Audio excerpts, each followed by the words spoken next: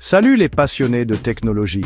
Vous êtes-vous déjà demandé comment ce minuscule mais puissant processeur de votre appareil passe du simple sable à une centrale de silicium? Plongeons ensemble dans le monde fascinant de la fabrication des processeurs. Tout commence avec les matières premières. On part du sable de silice que l'on trouve en abondance dans la croûte terrestre.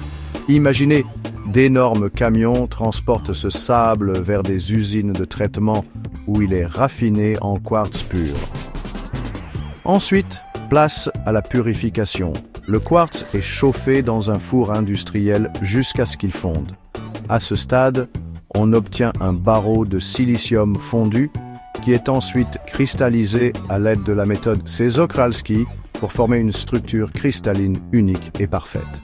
Maintenant, on découpe ce barreau de silicium en fines tranches appelées wafers. Imaginez une miche de pain que l'on découpe en tranches. Ces wafers sont méticuleusement nettoyés avant de passer à l'étape suivante. C'est là que la lithographie entre en jeu. Des machines de lithographie EUV de haute technologie projettent un motif sur le wafer recouvert d'une résine photosensible. Ce motif est crucial car il constitue le plan de nos circuits de processeurs. Vient ensuite le processus de gravure. Il s'agit d'enlever la matière non protégée par la résine photosensible, révélant ainsi des motifs complexes. C'est comme de la sculpture, mais à l'échelle microscopique. Puis, on procède au dopage ionique.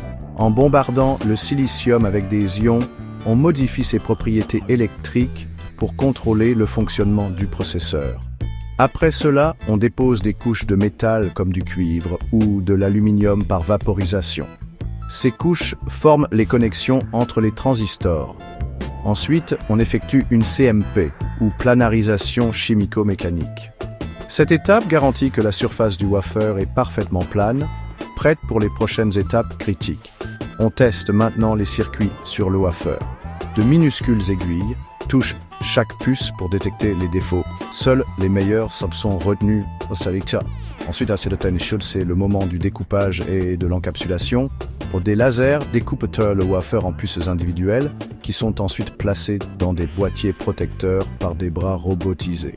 La puce finale subit des tests de performance rigoureux. Elles sont triées en fonction de leur vitesse et de leur fonctionnalité, puis emballées. Enfin, ces puissants processeurs sont expédiés dans le monde entier. Imaginez-les voyageant par avion et camion, rejoignant les chaînes de montage des PC et finalement alimentant vos appareils. Et voilà, du sable au silicium, ce minuscule processeur de votre appareil a parcouru un chemin incroyable. Merci de m'avoir suivi. N'oubliez pas d'aimer, de vous abonner et d'activer la cloche pour plus de plongées technologiques comme celle-ci. On se retrouve pour la prochaine.